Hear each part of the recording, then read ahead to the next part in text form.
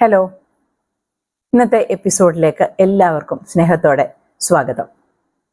നമ്മൾ കേട്ടുകൊണ്ടിരിക്കുന്നത് ഒ പെരുവാസ്കോയുടെ കുട്ടികളും കളിത്തോഴരും എന്ന പുസ്തകത്തിൽ നിന്ന് മീഷ്ക എന്ന കഥയാണ്. ഈ കഥയുടെ 4ാമത്തേതും അവസാനത്തേതുമായ ഭാഗം. നമുക്ക് മീഷ്കയെ കേൾക്കാം. വേനൽക്കാലം കഴിഞ്ഞു. മരങ്ങളുടെ ഇലകൾ പൊഴിഞ്ഞു. പ്രഭാതങ്ങളിൽ നിലം തണുത്ത് ഉറഞ്ഞു കിടന്നു. താമസിയാതെ ശൈത്യകാലം തുടങ്ങും. തണുപ്പ് തുടങ്ങിയതോടെ മലമുകളിലുള്ള ആ ഗ്രാമം നിശ്ചലമായി എന്ന് തോന്നി. ആളുകൾ അധിക സമയവും വീട്ടിനുള്ളിൽ തന്നെ കഴിച്ചുകൂട്ടി. ചിലപ്പോൾ അനേക ദിവസത്തേക്ക് ഞങ്ങൾ ഒരാളെ പോലും കണ്ടുമുട്ടിയില്ല എന്ന് വരും. ആദ്യത്തെ മഞ്ഞു പൊഴിഞ്ഞു. മീഷ്ക ആഹ്ലാദത്തോടെ അതിനെ സ്വാഗതം ചെയ്തു. അവൻ പൊടിമഞ്ഞിൽ സങ്കീർണമായ ഒരു നൃത്തം തന്നെ ചവിട്ടി. പുറത്തേക്ക് മഞ്ഞു കൂനകൾ കുടഞ്ഞിട്ടുകൊണ്ട് അവൻ മരങ്ങളുടെ താഴ്ന്ന ചില്ലകൾ അടർത്തിയെടുത്ത് നിലത്തിട്ട് ചവിട്ടി. ഒടുവിൽ ദേഹമാകെ ചൂടാകുകയും തളർച്ച തോന്നുകയും ചെയ്യപ്പോൾ അവൻ വാ തുറന്ന് ആർത്തിയോടെ കുറച്ച് പൊടിമഞ്ഞ് വിഴുങ്ങിത്തുടങ്ങി.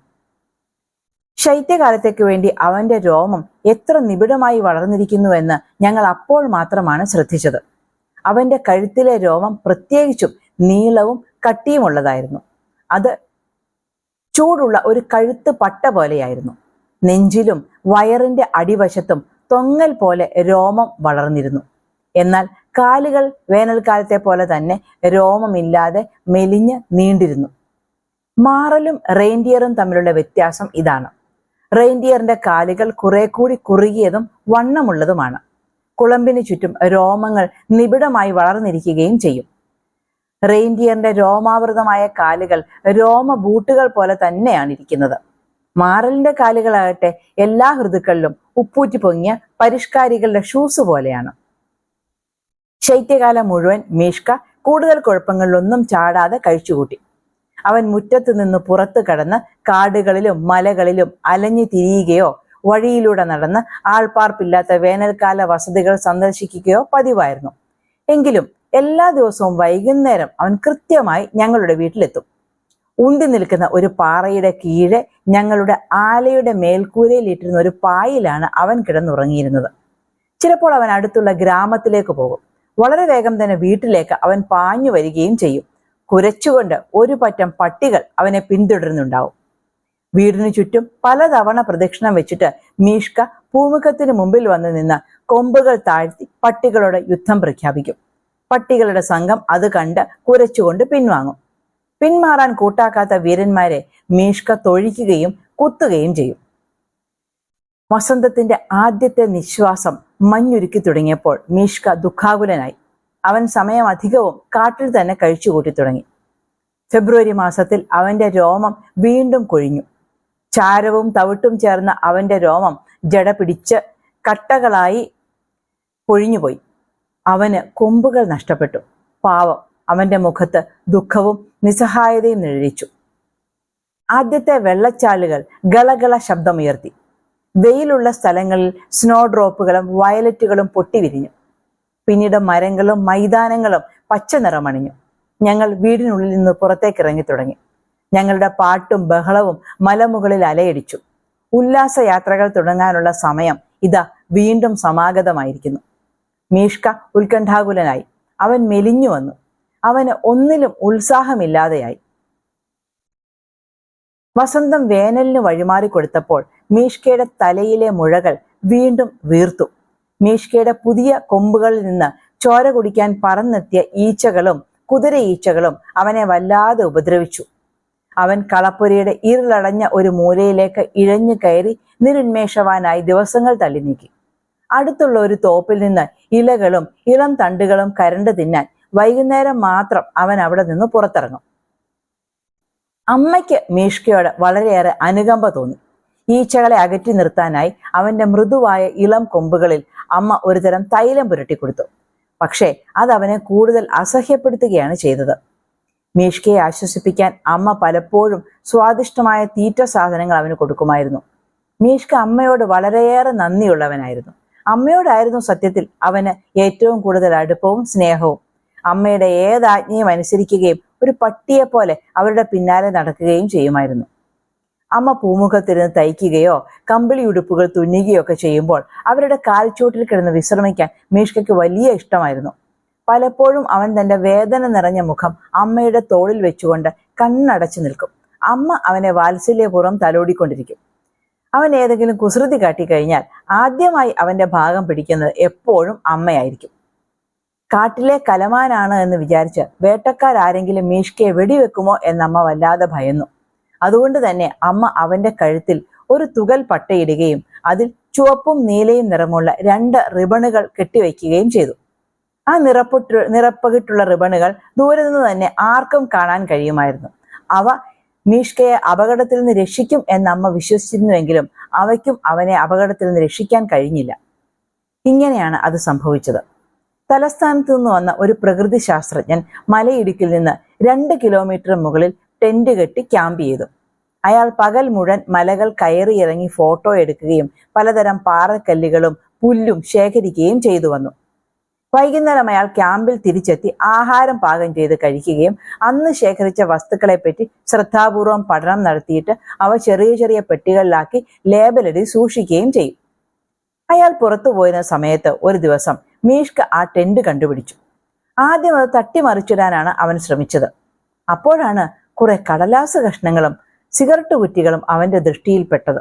അതെല്ലാം അകത്താക്കി കഴിഞ്ഞപ്പോൾ ടെന്റിനെ പറ്റിയുള്ള മീഷ്കയുടെ അഭിപ്രായം തന്നെ പാടെ മാറി.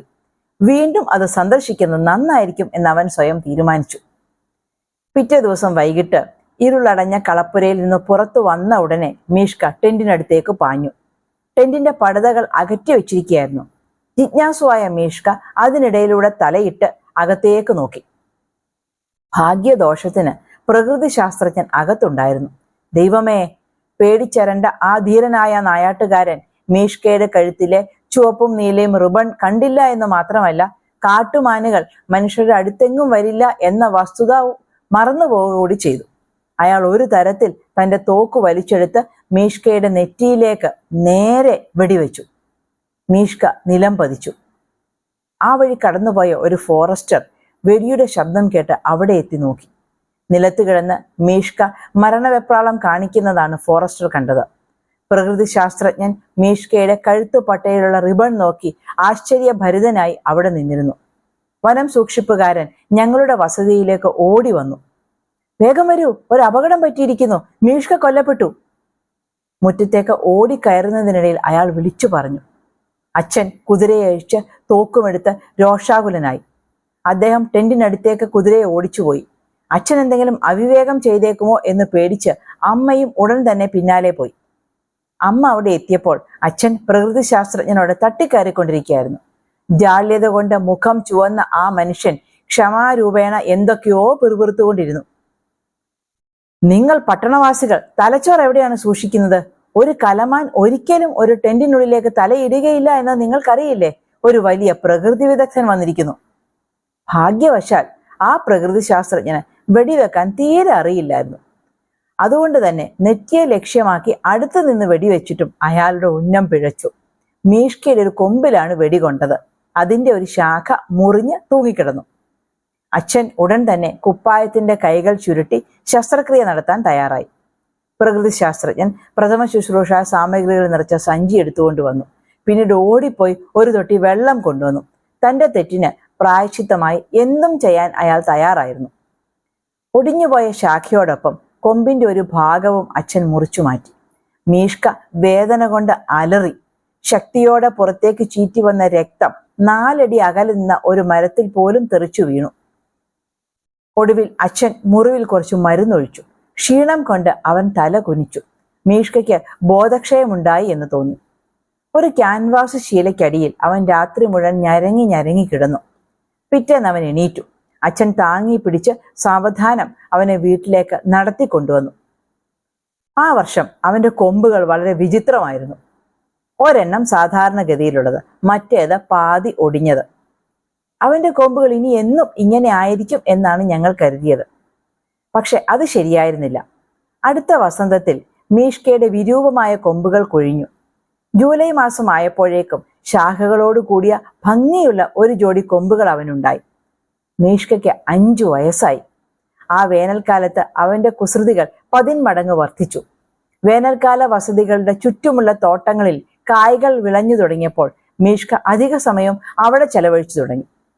പട്ടണത്തിലേക്കുള്ള വഴിയിൽ കൂടെ വളരെ ദൂരം അവൻ സഞ്ചരിക്കും.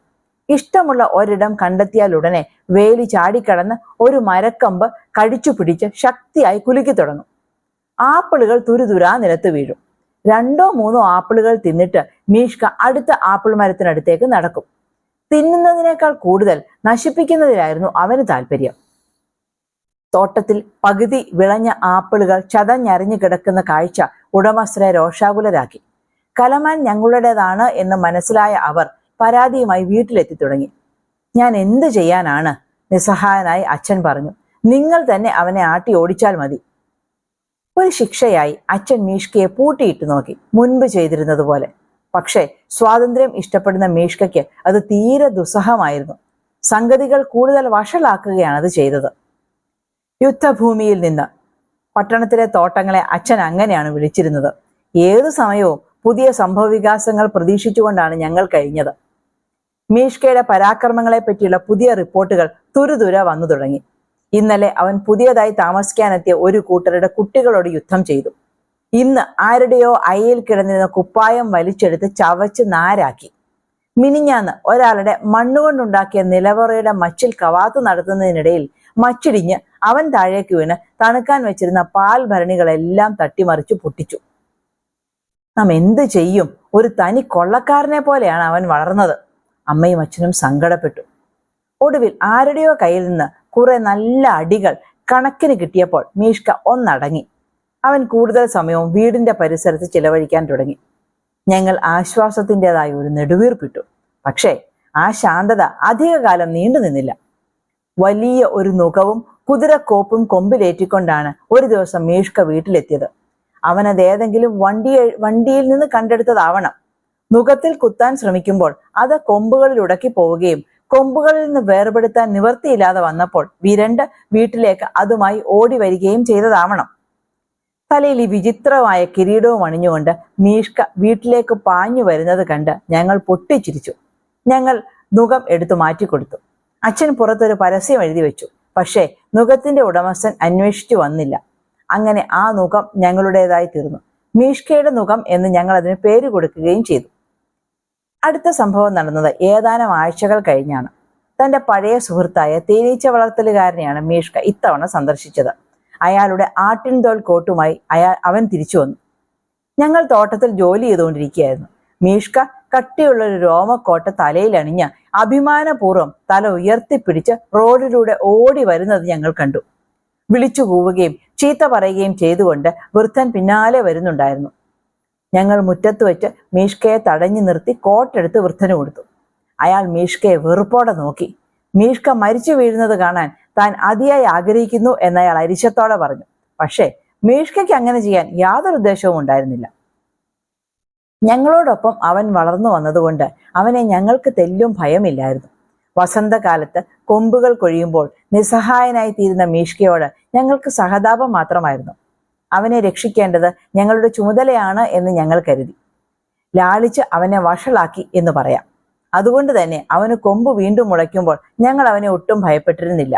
കൊമ്പുകളുടെ ശക്തി കാട്ടിത്തരാൻ അവൻ തുനിഞ്ഞാലുടനെ ഞങ്ങൾ ദൃഢസ്വരത്തിൽ പറയും, നിർത്ത് മഠയാ, മുട്ടാളനാകാൻ നോക്കണ്ട ഞങ്ങളുടെ അടുത്ത്. എന്നാൽ അന്യരെല്ലാം അവനെ പേടിച്ചോടുകയാണ് പതിവ്. മീഷ്ക പിന്നാലെ ഓടിയെത്തി ഓടുന്നവർക്ക് കണക്കിന് കൊടുക്കുകയും ചെയ്യുമായിരുന്നു. ഭംഗിയായി വസ്ത്രധാരണം ചെയ്ത ഒരു വലിയ സംഘം വിനോദയാത്രക്കാർ ഒരിക്കൽ ഞങ്ങളുടെ മലയിലെത്തി. അവർ കാടുകളിൽ ചുറ്റി നടന്നുകൊണ്ടിരുന്നു. ഒരു യുവാവും യുവതിയും പൈൻ മരത്തിന്റെ ചുവട്ടിൽ നിന്ന് സല്ലപിക്കുകയായിരുന്നു. യുവതി പെട്ടെന്ന് തിരിഞ്ഞു നോക്കിയപ്പോൾ മീഷ്ക അങ്ങോട്ട് ചെല്ലുന്നതാണ് കണ്ടത്. അയ്യോ, ഓടി വരണേ, ഇവൻ ഞങ്ങളെ കൊല്ലും, അവൻ അടുത്തടുത്ത് വരുന്നുണ്ട്, ആരെങ്കിലും ഒന്ന് ഓടി വരണേ, നമ്മൾ എങ്ങനെ രക്ഷപ്പെടും? യുവതി വിളിച്ച് പറഞ്ഞ് കരഞ്ഞുകൊണ്ടേയിരുന്നു. പേടിച്ചു നിലവിളിച്ചുകൊണ്ട് അവൾ ഓടിച്ചെന്ന് ഒരു മരക്കൊമ്പിൽ അള്ളിപ്പിടിച്ചു. ഒരു കൂറ്റൻ മുന്തിരിപ്പഴം പോലെ അവർ ആ മരക്കൊമ്പിൽ നിന്ന് താഴേക്ക് തൂങ്ങിക്കിടന്നു. കൂടെ ഉണ്ടായിരുന്ന മാന്യൻ ആ യുവതിയെ രക്ഷിക്കാൻ തന്നെ തീരുമാനിച്ചു. അയാൾ തന്റെ തൊപ്പി ഊരി മീഷ്കയുടെ നേരെ വീശി. മീഷ്ക അത് കണ്ട് ഭയന്നു പോകുമെന്നാണ് അയാൾ കരുതിയത്. എന്നാൽ മീഷ്ക തല ഉയർത്തി നാക്കു പുറത്തേക്ക് നീട്ടിക്കൊണ്ട് ചീറ്റി. ധീരനായ ആ യുവാവ് ഒരു പൈൻ കായെടുത്ത് അവന്റെ നേർക്കെറിഞ്ഞു. എന്നാൽ മീഷ്ക അയാളുടെ അടുത്തേക്ക് ഒരു ചുവട് കൂടി വെച്ചപ്പോൾ അയാളുടെ ധൈര്യം പമ്പ കടന്നു. അയാൾ തിരിഞ്ഞ് ആവുന്നത്ര വേഗത്തിൽ മലയുടെ അടിവാരത്തിലേക്ക് ഓടി. യുവതിയെ ഒരു നോക്കുകൂടി കണ്ടു കളയാം എന്ന് മീഷ്ക തീരുമാനിച്ചു. നിർഭാഗ്യവതിയായ ആ യുവതി തന്റെ രക്ഷകൻ ഓടിപ്പോകുന്നത് കണ്ട് ഭയവിഹ്വലയായി മരക്കൊമ്പിൽ നിന്ന് പിടിവിട്ടു. മീഷ്കയുടെ തൊട്ടു മുമ്പിലേക്കാണ് അവൾ വീണത്. മീഷ്ക യുവതിയുടെ ചുറ്റും നടന്ന് അസാധാരണമായ ഒരു നൃത്തം ചവിട്ടി. അതിന്റെ ഉപസംഹാരം എന്നോണം കാലുകൾ ഉയർത്തി യുവതിയെ പ്രഹരിക്കാൻ തയ്യാറായി മീഷ്ക നിൽക്കുമ്പോഴാണ് സോന്യ അവിടെ എത്തുന്നത്. സോന്യ അവനെ അടിച്ചോടിച്ച് യുവതിയെ രക്ഷപ്പെടുത്തി. അങ്ങനെയൊക്കെ വേനൽക്കാലത്ത് വിരസമായ ഒരൊറ്റ ദിവസം പോലും ഞങ്ങൾക്ക് ഉണ്ടായിരുന്നില്ല. കുസൃതി കാട്ടുന്നതിനിടയ്ക്കുള്ള സമയം പട്ടികളോട് മല്ലടിച്ചും മലമുകളിലൂടെ ഓടി നടന്നും പുഴകളിൽ നീന്തിക്കളിച്ചും ഉല്ലാസമായി മീഷ്ക ചെലവഴിച്ചു. പുഴയുടെ നടുക്ക് ചെന്ന് നിന്ന് മുൻകാലുകൾ കൊണ്ട് വെള്ളം തെറിപ്പിക്കുക എന്നതായിരുന്നു നീന്തലിനെ പറ്റി അവനുണ്ടായിരുന്ന ധാരണ. ഒരു ചെറിയ തൊട്ടി നിറച്ച് വെള്ളവുമായി മീഷ്ക കാണാതെ പൂമുഖത്തൊളിച്ചിരിക്കുക എന്നത് ഞങ്ങളുടെ ഇഷ്ടവിനോദമായിരുന്നു. മീഷ്ക ആ വഴി കടന്നു പോകുമ്പോൾ ഞങ്ങൾ ആ വെള്ളം അവനു മേൽ ഒഴിക്കും. അവന്റെ അപ്പോഴത്തെ നൃത്തം ഒന്ന് കാണേണ്ടതാണ്. മീഷ്കയ്ക്ക് 6 വയസ്സുള്ളപ്പോൾ അവൻ വീട്ടിൽ നിന്ന് അപ്രത്യക്ഷനായി. 2 മാസക്കാലത്തേക്ക് അവനെപ്പറ്റി യാതൊരു അറിവും ലഭിച്ചില്ല. അമ്മ വളരെ ദുഃഖിച്ചു. ആരോ അവനെ വെടിവെച്ച് കാണും എന്ന് അമ്മ തീർച്ചയാക്കി. അമ്മ വെറുതെ പേടിച്ചതാണ്. ഒരു ദിവസം ജോലി കഴിഞ്ഞ് മടങ്ങുമ്പോൾ ഒരു പറ്റം പശുക്കൾ കൂട്ടം കൂടി നിൽക്കുന്നതാണ് അച്ഛൻ കണ്ടത്. ഇടയ്ക്കിടയ്ക്ക് അമറിക്കൊണ്ട് അവ ഒരു മായാവലയത്തിൽ അകപ്പെട്ടതുപോലെ നിന്നു. അവയുടെ മധ്യത്തിലായി മീഷ്ക നൃത്തം ചവിട്ടിക്കൊണ്ട് നിൽക്കുന്നതാണ് അച്ഛൻ കണ്ടത്. ഇത്രയേറെ പശുക്കളുടെ ആരാധനാപാത്രമായി തീർന്നതിൽ സന്തുഷ്ടനായ മീഷ്ക നൃത്തം പതിവിലും കൂടുതൽ നന്നായി പൊടിപിടിച്ചു. അവൻ പമ്പരം പോലെ കറങ്ങി, കൊമ്പുകൾ കുനിച്ചു പിടിച്ചു, മുട്ടുകൾ മടക്കി, പിൻകാലുകളിൽ എണീറ്റു നിന്നു, തുള്ളിച്ചാടിക്കൊണ്ട് സദസ്യരെ വണങ്ങി. തെമ്മാടി, അച്ഛൻ ചിരിച്ചുകൊണ്ട് വിളിച്ചു. മീഷ്കയ്ക്ക് അപകടമൊന്നും പറ്റിയിട്ടില്ല എന്നും അവൻ കൂടുതൽ ഉന്മേഷവാനായി തീർന്നിരിക്കുന്നു എന്നും മനസ്സിലായപ്പോൾ അച്ഛനും അമ്മയ്ക്കും സന്തോഷമായി. അച്ഛന്റെ ശബ്ദം കേട്ടയുടനെ മീഷ്ക ഒന്ന് ഞെട്ടി. പശുക്കളുടെ തലയ്ക്കു മീതെ ചാടി അവൻ വീട്ടിലേക്ക് ഓടി. തുടർന്നുള്ള ഏതാനും ദിവസങ്ങളിൽ അവൻ പതിവിലേറെ ശാന്തനും സുശീലനുമായിരുന്നു. അമ്മയ്ക്ക് ഇതിൽ പരമൊരു സന്തോഷമുണ്ടാകാനില്ല. ആ പ്രദേശത്ത് ഒരു പറ്റം മാറലുകളെ കണ്ടുമുട്ടിയതായി ആരോ ഒരാൾ അച്ഛനോട് പറഞ്ഞു. മീഷ്ക ഞങ്ങളെ എന്നേക്കുമായി വേർപിരിയാൻ സാധ്യതയുണ്ട് എന്ന് അച്ഛൻ ഞങ്ങൾക്കൊരു മുന്നറിയിപ്പ് തന്നു. അമ്മ അത് വിശ്വസിച്ചില്ല. മാറലുകളെ സന്ദർശിച്ചിട്ട് അവൻ എന്താണെങ്കിലും മടങ്ങി വരും എന്നായിരുന്നു അമ്മയുടെ അഭിപ്രായം. എന്നാൽ മീഷ്ക ഞങ്ങളെ വിട്ടുപിരിയുക തന്നെ ചെയ്തു. അവൻ മാറലുകളുടെ സംഘത്തോടൊപ്പം മലമ്പാത കടന്ന് അപ്രത്യക്ഷമായി. പിന്നീട് ഒരിക്കലും അവൻ തിരിച്ചു വരികയുണ്ടായിട്ടില്ല. അവന്റെ പ്രായത്തിൽ ഒരു കലമാൻ ഇണയെ ലഭിക്കാൻ വേണ്ടി ലോകത്തോട് മുഴുവൻ യുദ്ധം ചെയ്യാൻ പോലും മടിക്കുകയില്ല. മീഷ്ക വലിപ്പവും ശക്തിയുമുള്ള ഒരു കലമാനായിരുന്നു.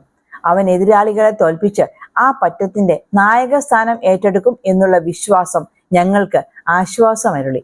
മീഷ്ക, നിനക്ക് നല്ലത് വരട്ടെ. മീഷ്ക എന്ന കഥ ഒരു കഥയിൽ ഉപരി കേൾക്കുന്ന കുട്ടികളിലേക്ക് പലതരത്തിലുള്ള അറിവുകൾ എത്തിക്കുന്നുണ്ട്. ഈ കഥയുടെ വരികളിൽ കൂടി സൂക്ഷ്മമായി പോകുമ്പോൾ നമുക്കത് മനസ്സിലാകും. കുട്ടികൾക്ക് ഇണങ്ങി ജീവിക്കാവുന്നവയും ജീവജാലങ്ങളുടെ ജീവിത പരിസരങ്ങളും അവരുടെ രീതികളും ഒക്കെ കഥാരൂപത്തിൽ കുട്ടികളുടെ മനസ്സിൽ പതിക്കുമ്പോൾ അതെന്നും അങ്ങനെ തന്നെ ഉണ്ടാവും. അതാണല്ലോ കഥകളുടെ ഉദ്ദേശവും. ഇന്നത്തെ കഥ എല്ലാവർക്കും ആസ്വാദ്യമായി. ഇന്നത്തെ കഥയല്ല, ഈ ഒരു കഥ 4 ഭാഗങ്ങളായി നമ്മൾ കേട്ട കഥ എല്ലാവർക്കും ആസ്വാദ്യമായി എന്ന് വിശ്വസിക്കുന്നു. ആദ്യമായി കടുപ്പത്തിലൊരു കഥയിലെത്തുന്ന ആരെങ്കിലും ഉണ്ടെങ്കിൽ തീർച്ചയായും സബ്സ്ക്രൈബ് ചെയ്യാം. നമുക്ക് കൂടുതൽ കഥകളും കാര്യങ്ങളുമായി ഇനി വരും എപ്പിസോഡുകളിൽ കാണാം.